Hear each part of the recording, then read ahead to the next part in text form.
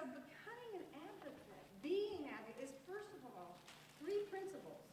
First of all, is to know yourself and be humble there. And go back to 1 John 2.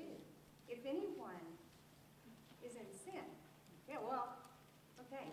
We live within this context, and to know ourselves and our self-interest, it is very tempting for the people who come and want to say, here's an issue for you. You know, here's the toolkit, here's the checkbook, here's the this, here's the that. Just give me your church Rolodex and let's just sweep you into advocacy. Not the same thing. So, working together as a community of Christians with accountability. Very important. Know yourself and where your own temptations are. Where your own ego is.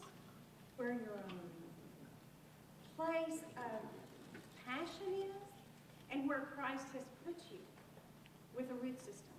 To know your root system. Okay. That is first to know my sinfulness and be aware of it and to be aware of the sinfulness of others. And then, secondly, to know myself, to know my own conviction. This is a mustard seed endeavor. We've heard that over and over again while we've been here today. Ending hunger, ending poverty, changing the world. Really? We can do our part. We can only do our part. God will bless and God will multiply. It is a mustard seed endeavor. So know your conviction. Know your passion. Know your heart and fire. Every Sunday when Roger dismisses a benediction in our church, the last words are, and set your heart on fire. Because God is going to use your conviction. And so as we begin to talk about advocacy within the evangelical context, there are a lot of things. There's organizations, and there's congregations, and there's the work of advocacy itself, the skills of it. So in this conviction part, I want to say just a minute about that. Knowing your conviction,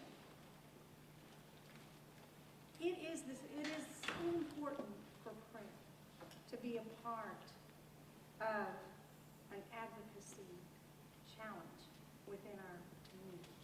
People have said that over and over again, and so I'm just repeating what other people have emphasized. But I was tickled that who was saying about the Wednesday night prayer meeting and grandma's toe. Okay, right?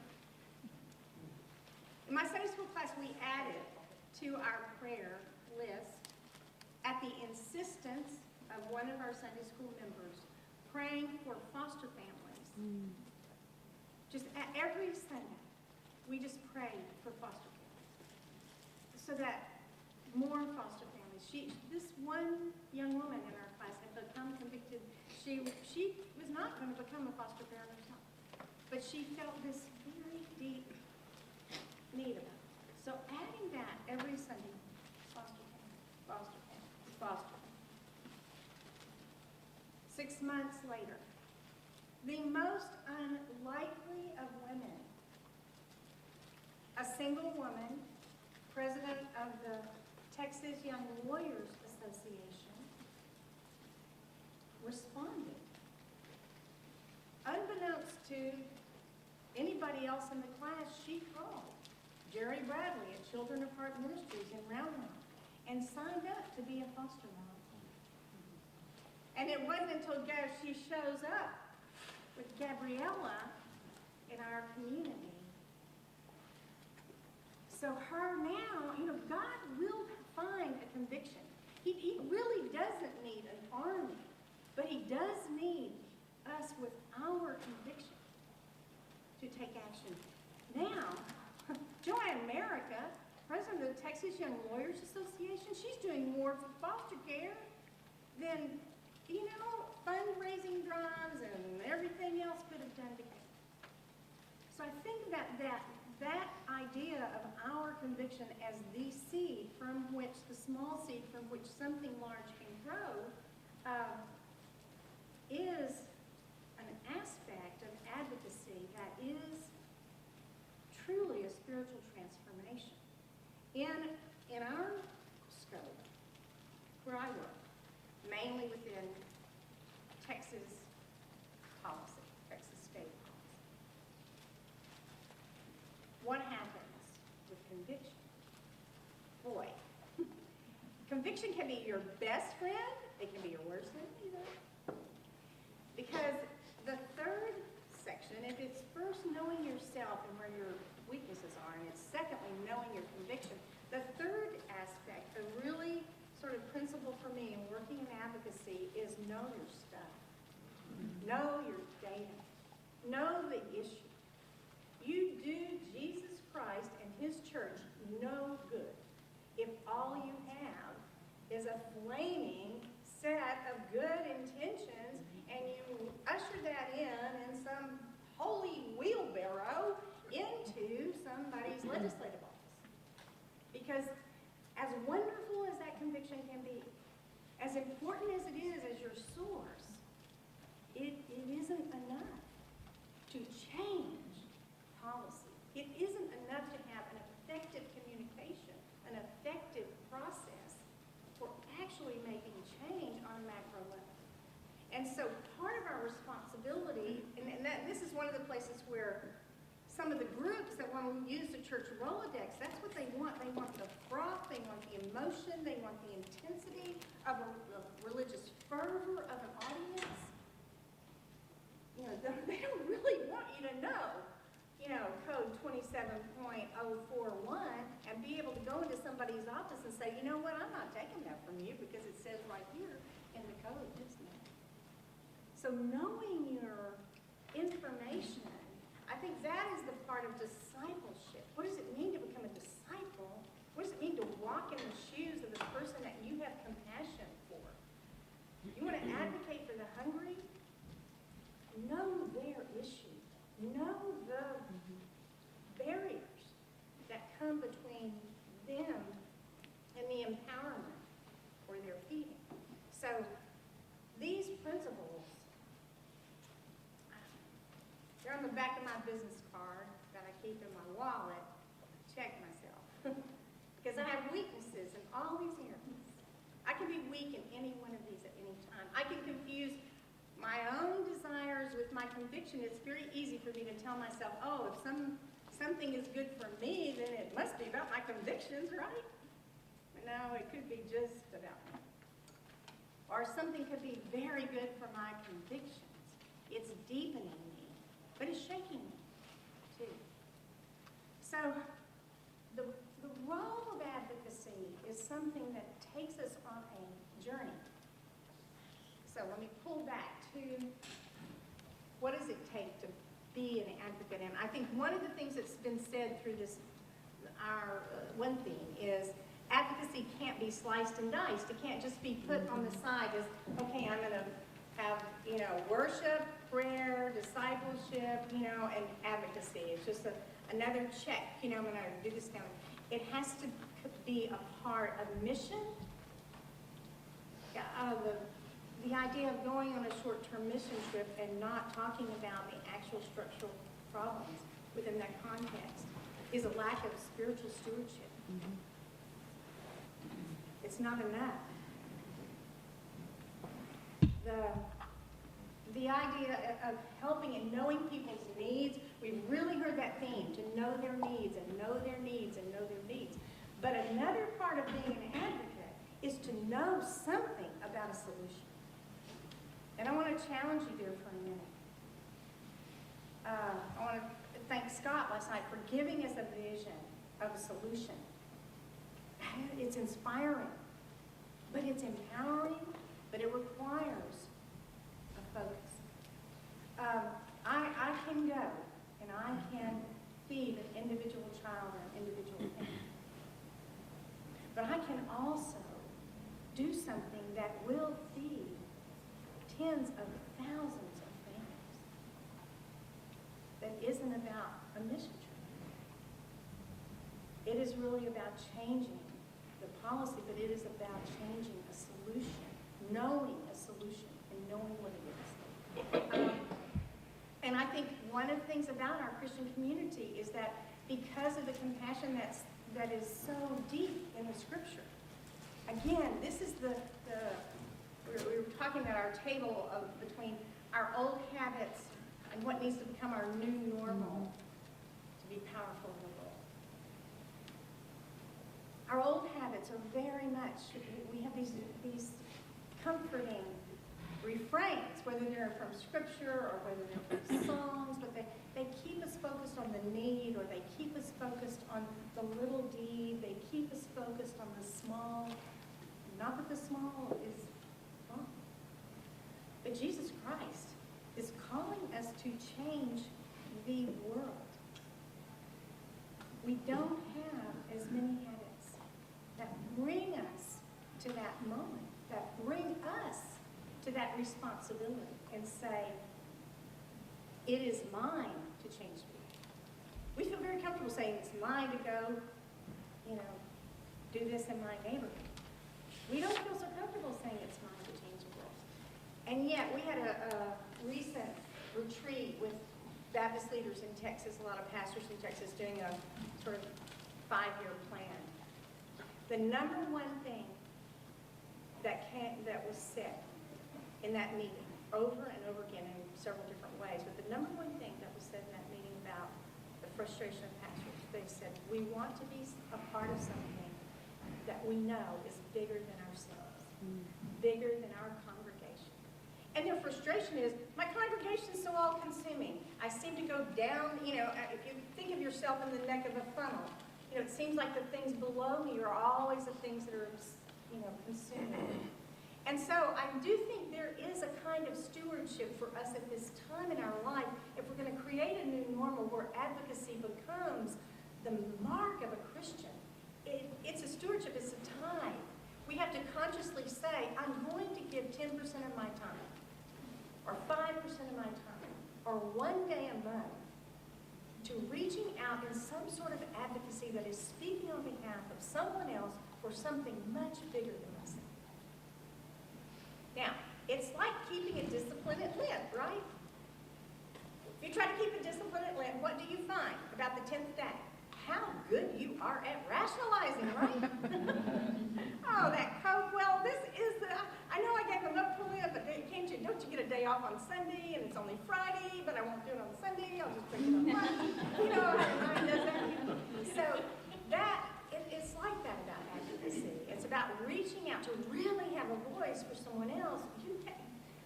This point in our spiritual lives, and our spiritual habits, and our evangelical world, we have to make it a discipline, an accountable discipline, and a wonderful one. I began in advocacy in my other life when I was a school teacher. I was a reading specialist, and we had a senator here in the state of Texas who had a great idea. He was going to close all the colleges of education because teachers don't really need special training. All you have to do is have a BA degree. Anybody can teach, and it was going to save the state a ton of money.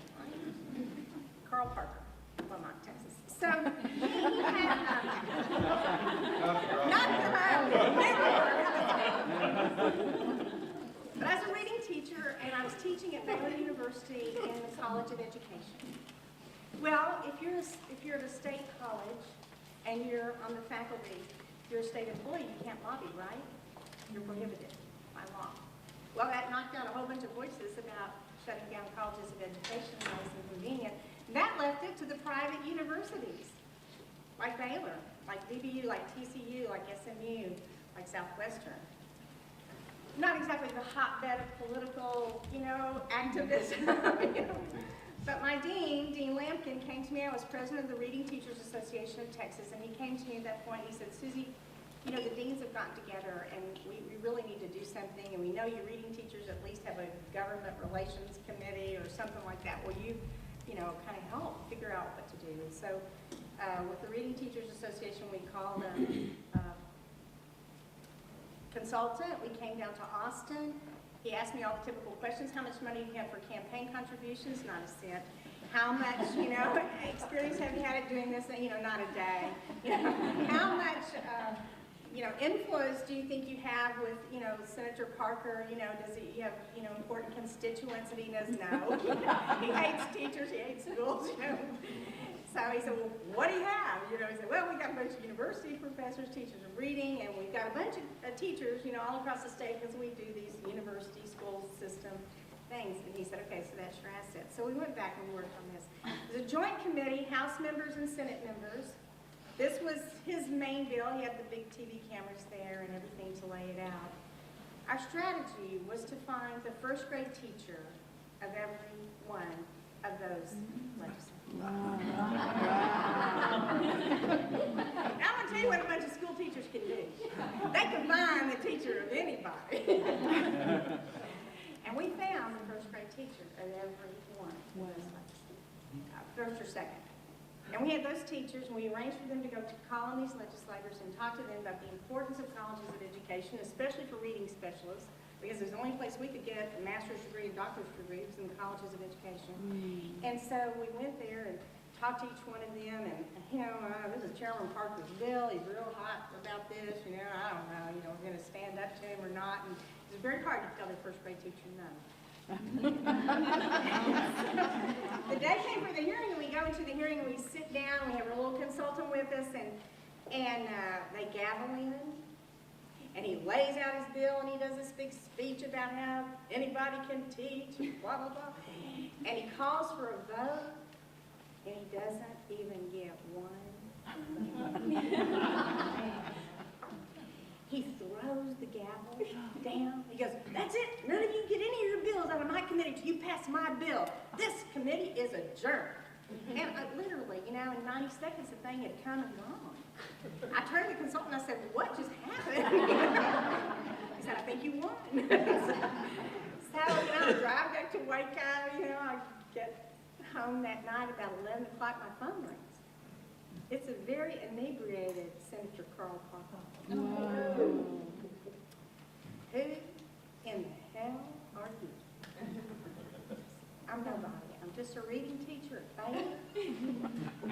But, we've been trying to get him to see you for about, 2 weeks, 3 weeks, and nobody in your office will see us, and we've got this language we want to put into the bill. We think it'll make the bill better, and if you just let us put this in there, we've got an interdisciplinary major that'll solve all these problems. And he stops me short and says, can you be in my office at 7:45? It's kind of an early morning from Waco to Austin, but yes, I'll do that. And so today in the law in the state of Texas, we have an interdisciplinary major for elementary education, and we have a few colleges of education. I just tell you that story to encourage you, to inspire you. There are assets in our community. There are ways of making changes that literally change the world. That stop the bad stuff, that help the good stuff. Just now, in Texas, we're facing a terrible budget crisis. We're working on a lot of different bills, but let me tell you, our biggest fight this session was against payday lenders. I tell you what, you want to take on something? These people are, and it's all related to hunger.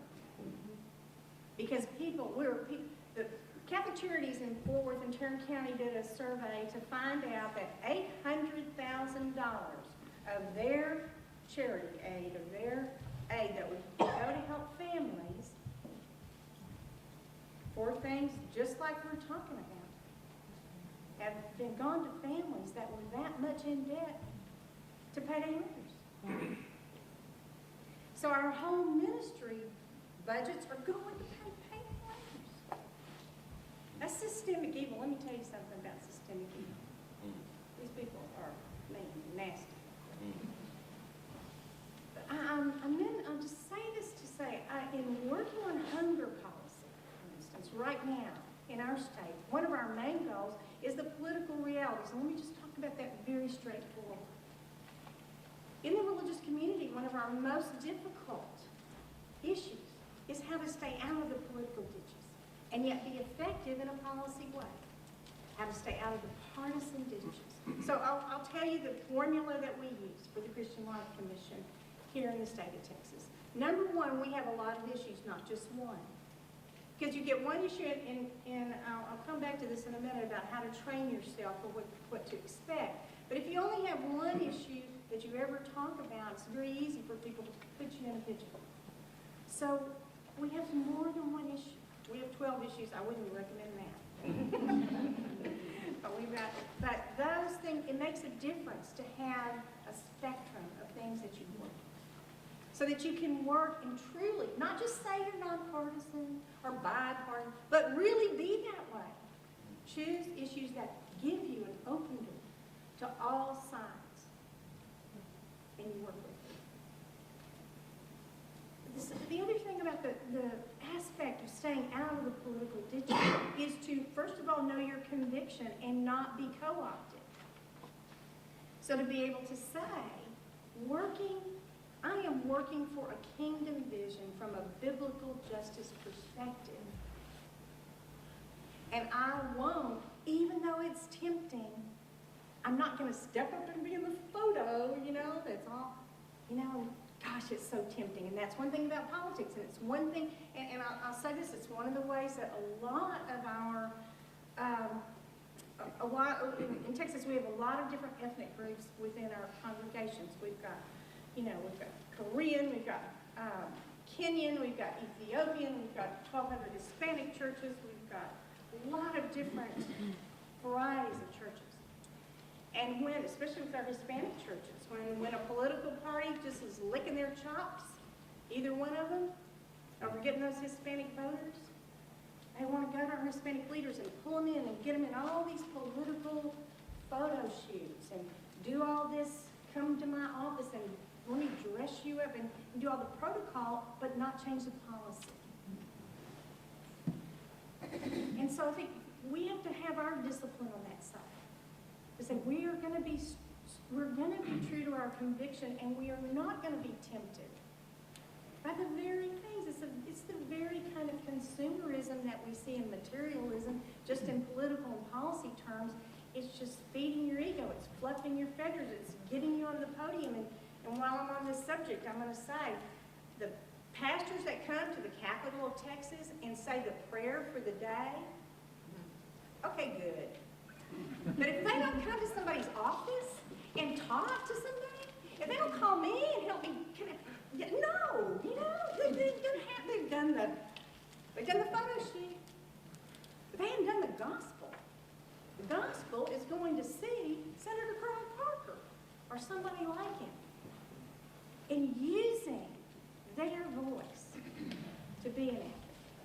So, we have a lot of disciplines to learn about how to stay out of the ditches and how not to be used. Because we can't be changing the world for Jesus Christ if we're being used by a political party or another group or something else like that. We can't. And so I think that is a part of our own discipline, is to be, gentle as dove and wise as, because that's who you encounter there together. One of the things that one of the people I respect so much is an artist, American artist from the 1800s. You may know his name, Edward Hicks. He painted, he's from Pennsylvania here. Anybody? Yeah. Okay. Do you know his name? He painted The Peaceable Kingdom. Yeah, and he even had like Benjamin Franklin, he has the Lion, the Lamb, and he has, but he painted that painting, or a version of it, 217 times. He had the vision of the peaceable kingdom, but he had to have the discipline of seeing that solution 217 times. I'm going to paint it again. I'm going to paint it again. I'm going to paint it again. I'm going to paint it again. We need that. I want the studio of Edward Hicks to be able to say, I'm going to paint that solution, because it's not going to happen in one legislative session or one political season or one, it's going to happen over and over and over again. And when we have that vision and we begin to see our own painting of the peaceable kingdom, of what life looks like with justice, what does it look when there is no payday lender down the street. When our food bank, which Texas has the most fabulous food bank system in the nation. I can't say enough about North Texas Food Bank, about San Antonio Food Bank, about the way in which our food banks in this state are helping solve hunger. But what if we didn't need them? What if we had grocery stores that we really needed? I opened up a paper in Austin, Del Valle, Austin, Texas. I'm not talking about some remote rural area. This isn't Big Bend National Park out there in the middle of nowhere. This is Austin, Texas, Del Valley. There is no grocery store. 75,000 people in this area. We talked to the grocery stores and, well, you know, the marketing, blah, blah, blah, blah. What would it take to subsidize to get a grocery store there? What does it take? You know, the problem solving, we were talking about this earlier, the problem solving, even on a congregational level. I want to talk about that for a minute. What do we do on a congregational level for advocacy? How do we get this, how do we see this, yeast it into worship?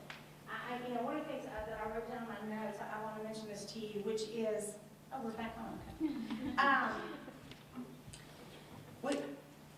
The title of this section is Advocacy Response. I mean, we can have an advocacy response, we can have a mission response, we have a prayer response, we can have a worship response, a policy action response. Advocacy needs to be seeded into each of these areas. Our worship needs to have the ring of advocacy.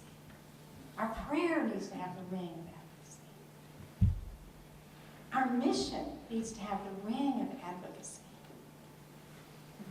Because it will enrich and give vision to all of these things.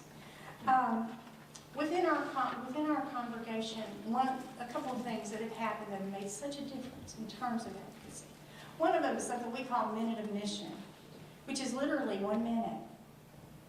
And to say at the microphone, somebody comes up and says, I have a passion about human trafficking. I have a passion about public school children or wanting to adopt a school. Is there anyone else in the congregation that would like to join me? At the end of worship, I'll be back at this door. That's it, a minute. I'll call. And then what that does, it's not through a committee, it's not a 3-year study, but it gives light to this passion. And so when Joanne Merica from the Young Lawyers Association stands up and says, you know, I have a passion about becoming a foster parent. Is there anybody that would join me in this search of mine to become a foster parent? Well, you know what happens, don't you? The 6 people that were out in the congregation, they got to have been working in their life about becoming a foster parent. They meet her at the back door. Or they'd been a foster parent, or this young woman who'd been in our Sunday school class and is the one that had put it on the prayer list. She went back there. She's, you know, I'll never be a foster parent, but I'll support you. So that kind of call within worship, just giving that witness, and it brings to light the inspiration, the success, it elevates the person who is going to have that sort of advocacy. The other aspect for that is then an action team. I'll mention this on a church level. Our church is, I don't know, 180 years old, something like that. That's an old church, and it has a lot of, you know, a lot of history, traditions, and structures. But if you can have an action team on top of that, you know, a foster care action team, a school action team, a hunger action team, where people can just get together and do something out of their passion. And we've got $5,000 in the mission budget, and people can just come and get something out of it. Okay, those sort of tools, very common practical tools, become the seedbed for true advocacy, where advocates are born, and where we're speaking on behalf and with someone. So that's down to the church side. I want to end by talking about in the legislature, in working with the legislature. The most humbling, I was never called to this, in my imagination, I never imagined that I would be doing this work. God has a much bigger imagination than we do. I did have in my imagination that God would change the world.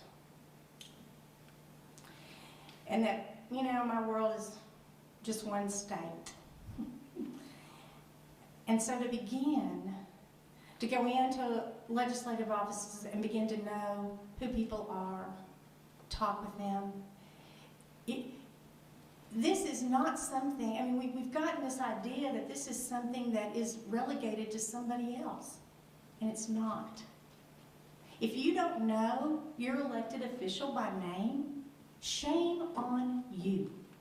If you have not been to their office, shame on you. How can God use you to change the world if you don't go meet the people that have the levers in their hand? Don't stand there and say, how can they say this when you've never even met them? They're going to say crazy stuff unless they hear good stuff. They're going to repeat what they're told. This morning, I was surprised when Valinda stood up. This morning, those of you that were here this morning and talked about, as she mentioned to you, she was elected representative for Texas from Austin, and she was defeated in the November election. I just went to her in December after her defeat and said, if you want to ever do anything, I don't have very much money, but if you ever want to do anything at the Capitol, I'd be happy for you to join in with us in our lobby efforts. We have 12 issues. If there's something you think would be good, just come on by. And no, she said, I don't want to go over there. I don't want to face the guy that defeated me. He's a jerk. I don't ever want to see him. I'm so ashamed that I lost. And then, a few weeks later, she called me back. She said, I'm so bored, I can't stand it. So she came and we began to work on hunger policy, and to be able to put her, do you realize what access we got overnight by having a former member show up at a door and talk about hunger policy on behalf of Texas Baptists? Overnight. She walked in, and the first thing we had was we had a hunger policy briefing, which one of the things we've done, and I'm going to finish the Valinda story in just a second, but let me put a little parentheses here and tell you this other set of tools. We decided that hunger policy in the state of Texas was all done in unbelievable silos. We have the retailers, we have the, like the 7-Eleven type retailers, we got the grocery stores, we got the food banks, we've got the all kind of farm groups and ranch groups and the ag groups and all these different people, and none of them had ever talked about food policy together. Got the obesity people, the anti-obesity people, and the fitness crowd. So we had all these different folks that had never worked together on food policy. They were going to different legislators. They were proposing different bills. They had never coordinated them. And so guess what? Their bills were getting lost. That none of them were getting attention. And so we just as the church, not as anything, as the church, we convened a group that we call the Food Policy Roundtable. And we just said, everybody that's interested in food policy, come to these meetings. We provide the cupcakes and coffee or whatever, and then we got healthy. Now we provide the veggies, and the water. So we provided all this and just had a forum. So let's create a food policy roundtable, and everybody that's ever tested. We went through all the hearings who had testified on a bill. We invited them. And so we had over 101 groups that joined our food policy roundtable. We said, okay, let's take a survey of the different things you've worked on in the past. What did I know about food policy at this point? Precious little.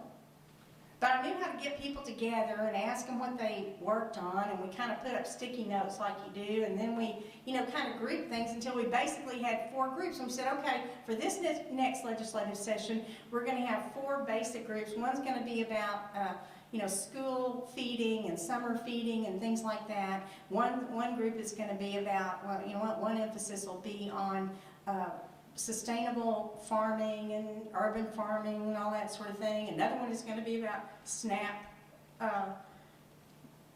eligibility, because we have some problems with that in Texas. And the fourth group was going to be on obesity in schools and kids and that sort of thing. And that we just grouped that. We said, okay, at least all 101 of us can still work on gazillion bills. But as a group, we're going to say, in these 4 areas, we're going to have 3 bills, and we're all going to say, whenever we go into an office, we're going to talk about our stuff, and we're going to say, and oh, by the way, we're part of the Food Policy Roundtable, and here are the bills we care about.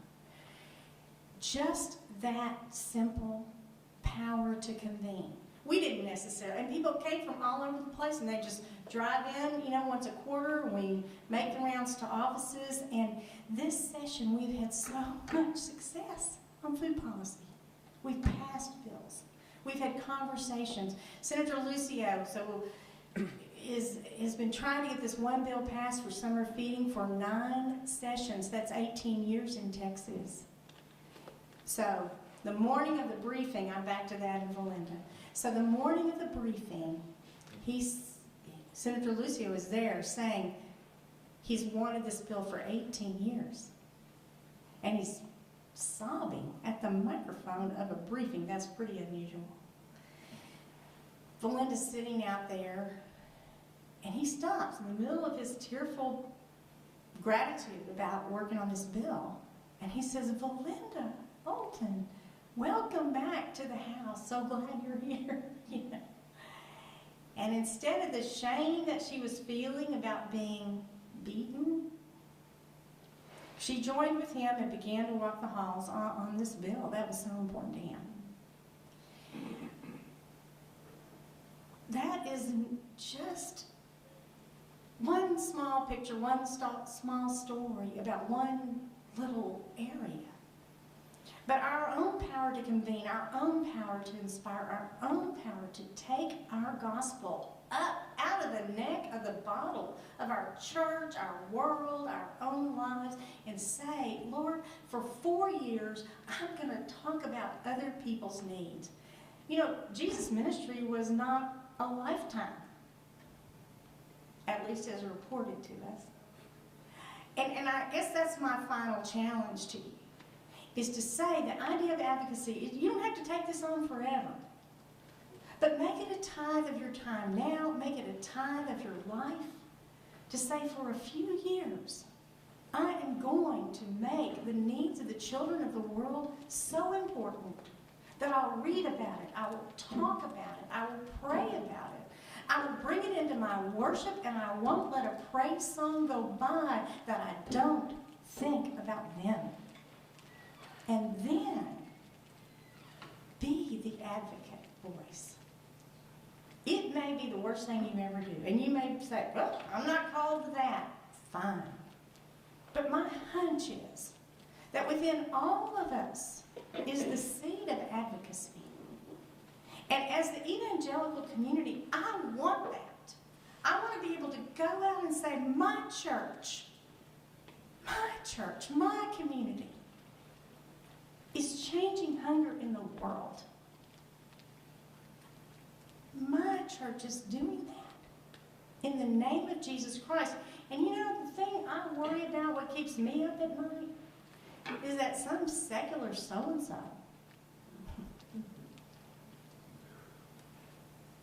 is going to say they ended hunger in the world.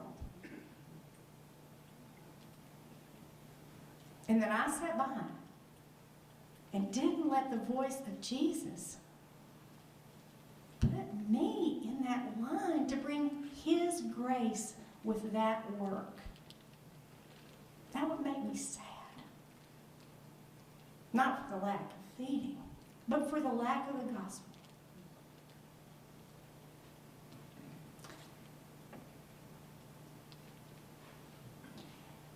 Jesus wept.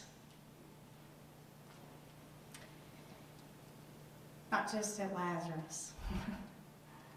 But Jesus stood above the city of Jerusalem, looking down on the whole city, and said, oh, that I could gather you in my arms. Oh, that I could gather you in my arms.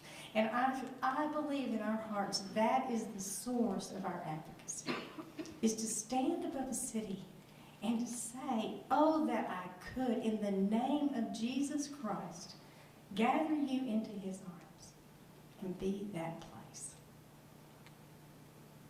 We have a call to this in the world. I so believe it. And I'm with you. Thanks.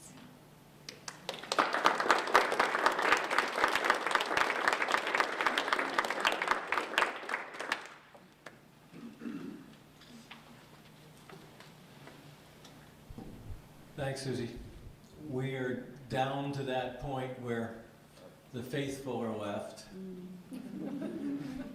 And others have been drawn away by all sorts of responsibilities and needs and airplanes. And we are down to the question of so what? That happens at every time we gather like this. So what difference is it going to make? So what am I going to do about it? So this is what we're going to do. We have small groups. We're not going to move to our rooms. I'm just going to ask you to, with your group, to find a table right here in this room. We're going to take about 15 or 20 minutes to do this. We're going to take the time just asking a question, that so what question, basically. So what